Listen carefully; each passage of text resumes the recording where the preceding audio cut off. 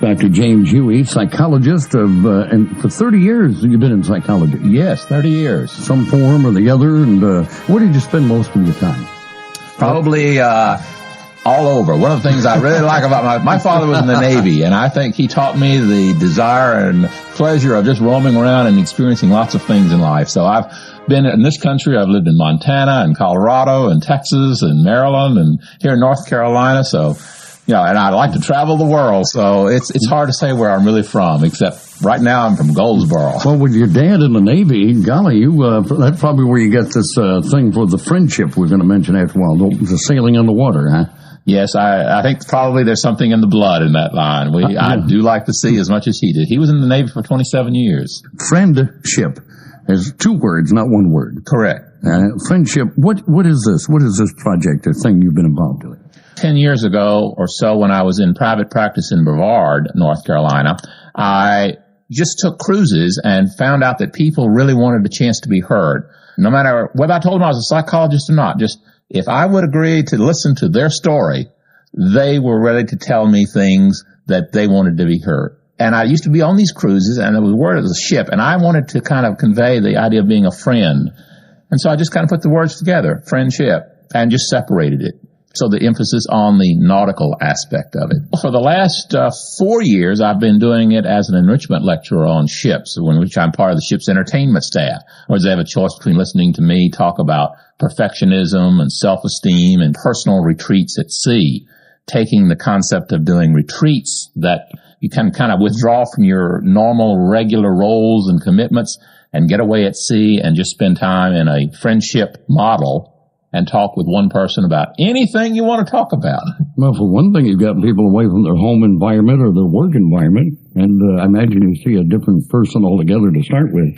Well, here in Goldsboro at the Wingsboro Family Clinic, where I do the so-called traditional counseling and psychotherapy, where it takes a while for people to open up on land. But on sea, it's amazing. It's just almost like when they pull away from the pier, they're ready to start talking and they'll tell you things they wouldn't think of telling me, because then they never have to see me again. They also know they've only got 7 days or 10 days. I'm going to say what I have to say. Okay, let's start at the Wingsboro Family Clinic. What seems to be the biggest concern? What is the big problem right now? Is there a recurring problem? Probably, if I had to pick up one thing that I see in both things, both at the clinic and I see in the need friendship, is someone to listen. One of the things is that I believe we are in a culture where everyone likes to talk. We like somebody to listen to us, but we have a very difficult time being heard. At the clinic, I generally find couples who have been married for years, and they'll start almost inevitably in the first 10 minutes, he/she doesn't listen. And that same kind of pattern over and over again. People get very, very frustrated, and that creates a lot of depression, a lot of anxiety, a lot of anger. And so probably in the treatment model, the very first thing we offer is a kind of quiet, supportive, kind, listening environment. That sounds good. I wonder what some of the solutions are. There's always questions or people pinpoint problems. How do you deal with this with people that say they don't listen? Just get them to talk louder? Well, that's it. What happens is somebody that does do that very same thing, like with a husband and wife, and they'll start having a disagreement, and they'll say the same thing, except they'll just raise their voice level. Like, just once again, if I say it louder, it makes it clearer, and it doesn't.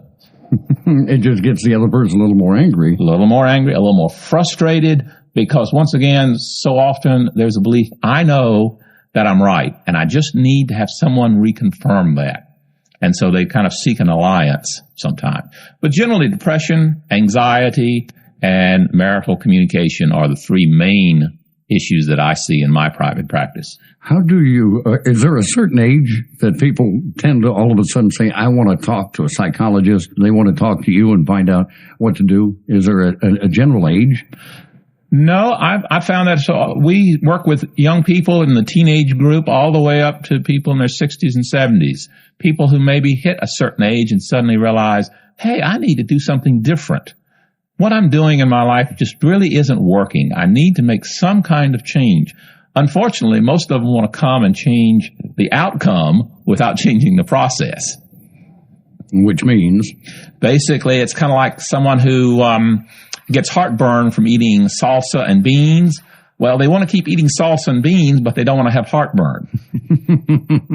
A more frequent one would be someone who says, I'm very alone. I feel lonely. But then they want to go home and they stay within their apartment wondering why the world isn't knocking at their door. Well, that makes sense. You've got to, I guess, meet things halfway. You're going to stay on the same pattern. In other words, nothing is going to change until you make a turn somewhere along that path. At some point, we have to make some kind of change. Otherwise, we keep doing the same thing.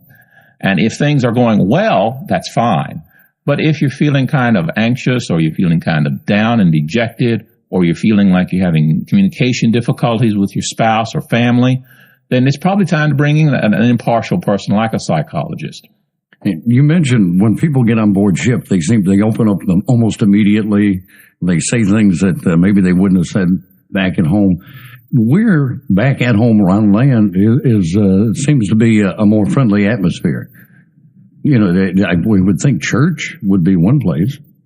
Well, one of the difficulties in church, as well as a lot of our home environment, is we tend to have expectations of people. And there isn't the opportunity for people to leave their expectations. For example, their pastor may have expectations of them. Their family has expectations of them. Their coworker, their boss. For example, you may be coming on your surface, be a very jovial, happy person. But what happens if you come in one morning and you don't have a joke for somebody? They'll say, what's wrong? You're not meeting their expectations of who you should be. When you go to sea, you leave all of those behind and you get a chance to, quote, like a fresh start. You meet people on an even keel. You get a chance to talk about yourself. You get a chance to hear. It's very even. And that's a big change. Or have you found with the people that have opened up and talked and found out what their problems are, that they've been able to cope once they got back off the cruise? Well, that's one of the reasons we have a conversation line, the 800 service. This is an opportunity, for example, if I meet someone from Seattle, rather than having them to either take another personal retreat at sea or having to come to Goldsboro, they can just call up the 800 service and we can talk through and maybe continue some of the issues that we were talking about at sea. So they kind of fuel one another and feed into each other. And you've been dealing so long with psychology and people, and how about some advice, or maybe quick advice, if it's possible, for, say, mom and dad dealing with teenager, and the teenager dealing with mom and dad. First, the parents with a teenager. What should they be doing? I still would say very much, regardless of almost any issue, I start off with the premises, are we listening to each other? Or are we so busy doing what most of us do, which is take turns talking or yelling in some of those cases? But are we really listening to what the other person is saying? Am I so busy while you're talking thinking of what I'm going to say in response, or how I'm going to straighten you out if I get the chance, if I'll just point my finger at you or do something? Then I think that's almost the first step before you can really do anything, because really, we're talking about individual people. We're not just talking about adults and teenagers, like all teenagers are the same or all parents are the same. We're individuals, and we need that recognition of human individuality. Is there a good time during the day for people to actually try I don't want to say conversation, I guess a listeningation. Is that a word or whatever? Well, let's create it. You know? I find it's not so much the time of day as the fact that you make sure that it is a specified part of the day. What some people are morning talkers. Some people like to do it sort of in the midday. Some people want to do it at night. It's an individual thing, but not to put it off like, well, I'll get to it if I have time, or if the TV show goes off, or if we get up early enough. It's like, if we're going to talk at 7 o'clock, let's set up that time and make that our conversation time. Kind of like if you have prayer time. Make it a specified period of time, not just something, well, I'll pray whenever I get everything else done.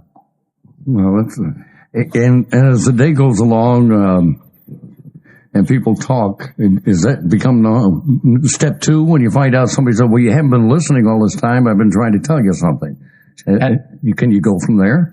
Yeah, because then once again, if I understand what you're trying to tell me and I'm striving to be in a win-win situation, then I'm going to help you win rather than trying to convert you, trying to change you. I'm going to try and help you get what you want. And one of the things about the golden rule concept is if you help me and I help you, we both win up winners. Well, you had a thing that you had given to me about being a friend. And I guess basically when you copy it all down, it's a friend that's not going to leave you no matter what you do.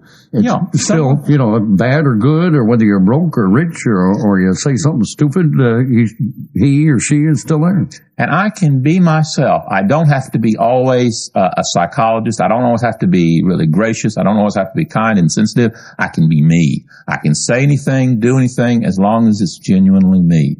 I call a friend being someone with whom you can really dare to be yourself. And there are relatively few people that we interact in our lives that allow us to just be us. Now, someone that goes on a cruise with you on the friendship, of course, they're probably saying, gee, I need a friend. I need to talk to someone. Are there indications that maybe you ought to come just talk and vent some of your frustrations and problems? Well, one of the things is that some people feel more comfortable once they know someone. It's very difficult to just walk into a stranger. So that's why I do the entertainment programs on board the ship. I talk in a theater, and we have anywhere from 100 to 150 to 200 people. And they look at me and they say, hey, that guy looks like he's fairly sane.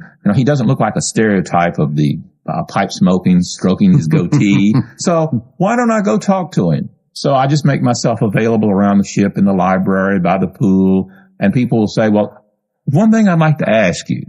And then we're off. And I'm their friend. I'm someone who they can talk to and hopefully be safe.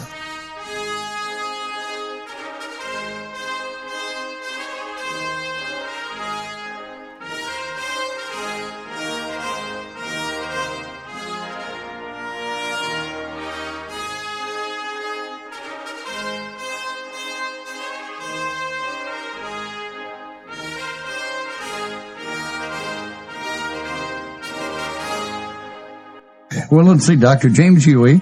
They can contact you at Waynesboro Family Clinic. Right. 734-6676. Okay. Well, I hope everything goes well this summer, and let me know how things go. Well, thank you for having me this morning. It's always a great thing to be able to talk. Well, I was glad to listen. WGBR Goldsboro, it's 9 o'clock.